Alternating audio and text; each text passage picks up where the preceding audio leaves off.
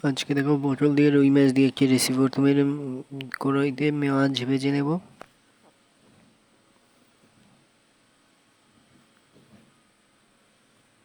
মাছগুলোকে ভালো মতো উল্টে পাল্টে ভেজে নেব।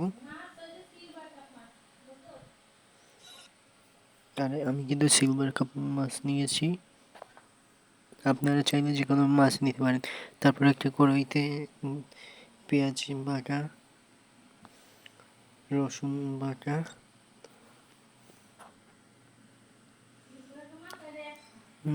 দিয়ে দেবো, যে এইগুলোকে ভালো মতো মিশিয়ে নেব। তারপর তেল দিয়ে দেবো,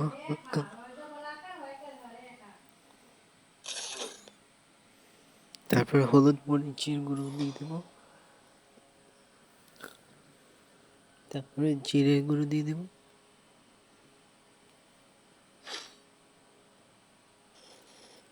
তারপরে স্বাদ মতো নুন আর হালকা পানি দিয়ে দেবো।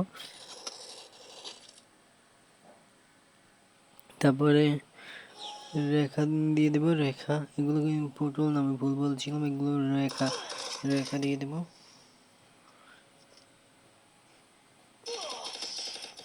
তারপরে রেখার মধ্যে মাছগুলো দিয়ে দেবো, হালকা যে বেশ পানি দিয়ে দেবো।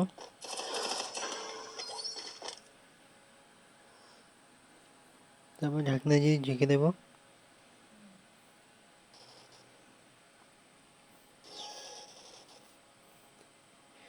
এগুলোকে ভালোভাবে দিয়ে দেবো।